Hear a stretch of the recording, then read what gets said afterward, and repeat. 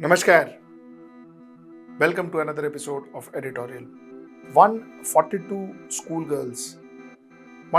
schoolgirls were sexually assaulted by a school principal in Haryana.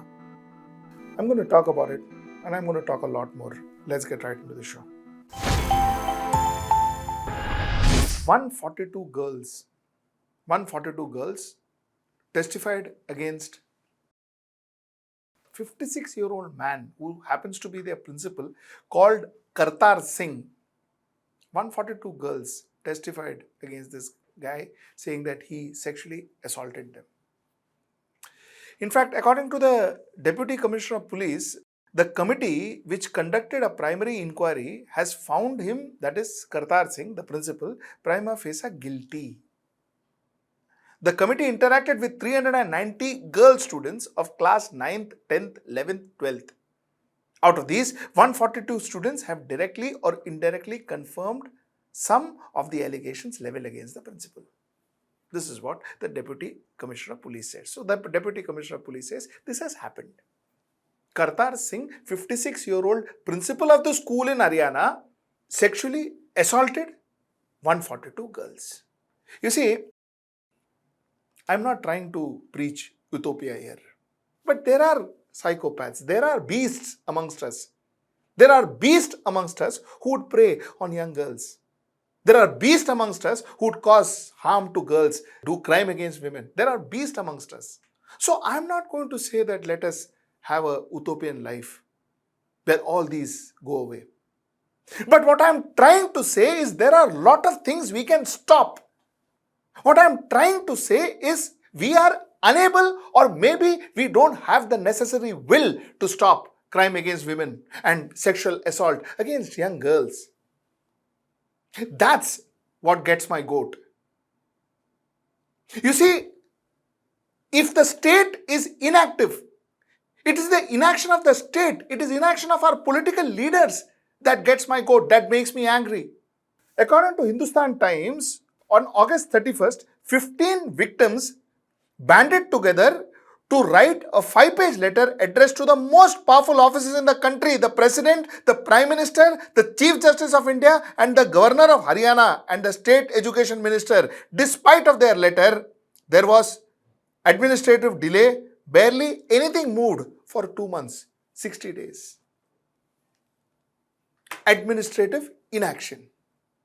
This is what gets my goat. This is what makes me angry. This is why I come to you, I come in front of you almost every night and talk about incidents like this. This has to stop. This has to stop. You see, something similar we saw in wrestlers during when the wrestlers alleged that their federation chief was molesting them, sexually assaulting them, harassing them. No FIRs registered.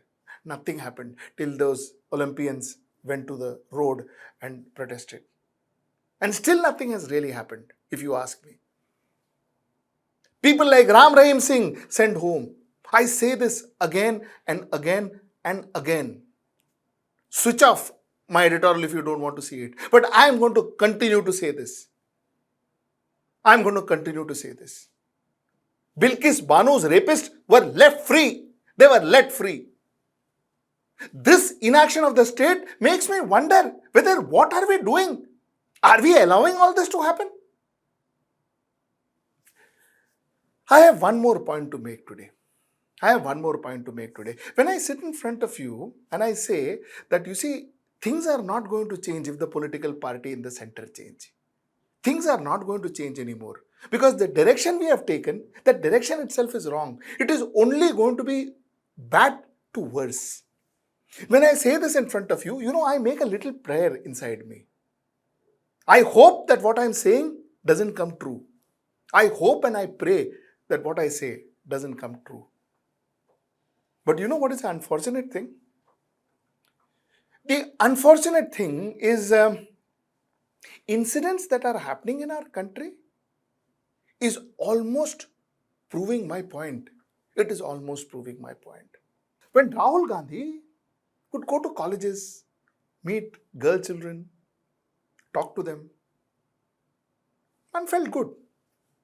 I thought he was relating to them. I thought he was understanding them. Most importantly, I thought there was an urge in him to protect those kids. And I'm not just blaming him. And I'll tell you what I mean by that. You see, in Karnataka, a viral audio clip allegedly featuring former Congress MLA Amregowda Bayapur has sparked outrage in social media. The former Congress MLA is allegedly to have made insensitive remarks about rape survivors, suggesting that rape is not possible by just one person in this world. He says the incident occurred on 16th of October when Congress leader and Amregowda's associate Sanganna Gowda Patil allegedly attacked and raped a woman working in the fields of Tavargare town in Kopal district.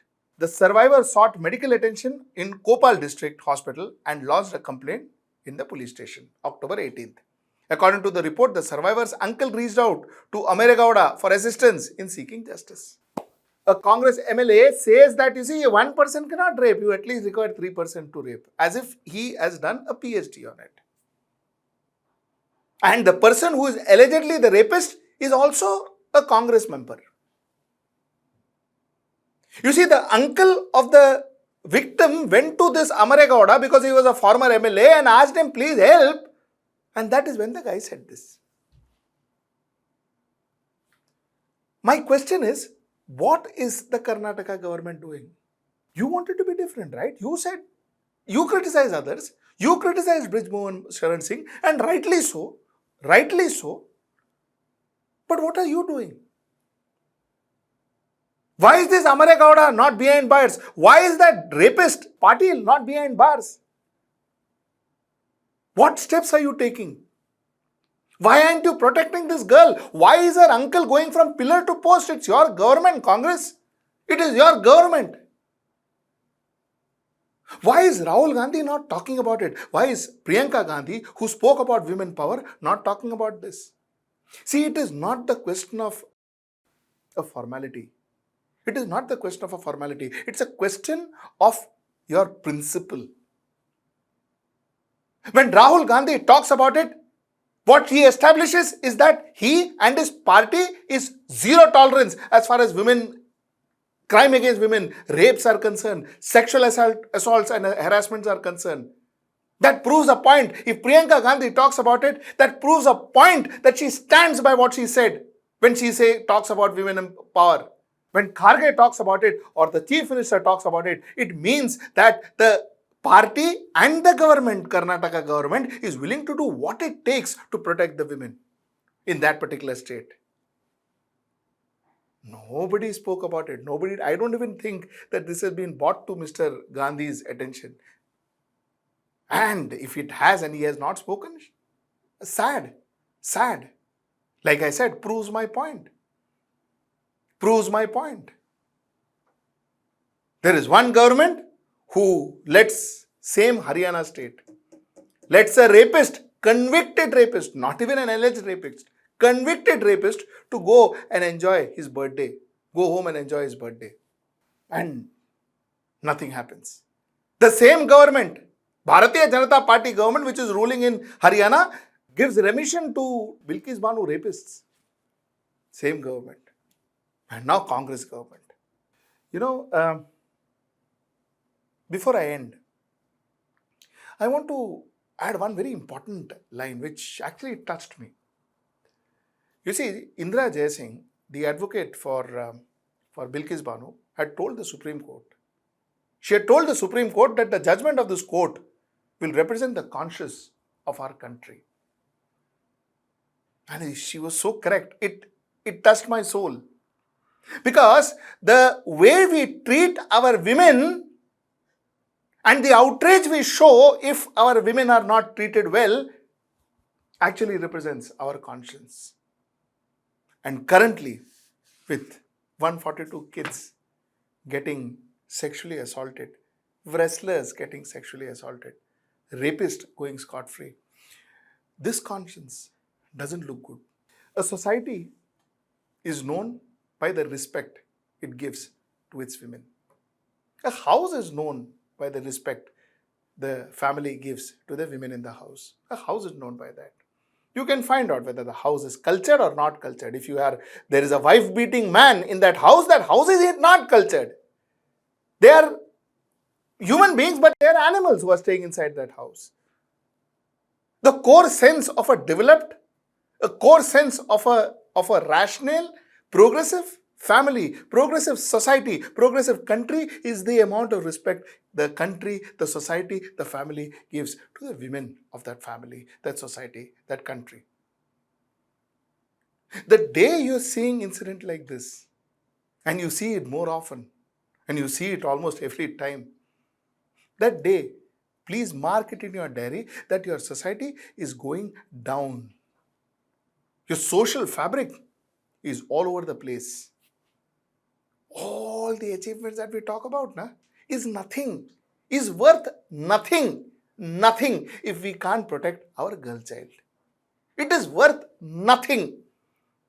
All the privilege, prestige, guru, this international image and all that we are talking about is worth nothing if we can't protect our girl child. And I'm sorry I'm ranting because, it's happening too often. It's happening too often. And you know what? I feel helpless. This is the only vent I have. So I come in front of you and talk about it. Till I see you next time. That's tomorrow at 10. Tomorrow at 10, I have a dialogue with former Director General of Police, Maharashtra. Tomorrow is 26/11, 15 years since Mumbai saw the terror attack. Let's talk to him about how things are today and are we ready for a terror attack if at all it happens? God forbid if it happens, but if at all it happens, are we ready for it? All this I talk to him. So it's going to be an interesting discussion. Till I see you tomorrow at 10. Namaskar.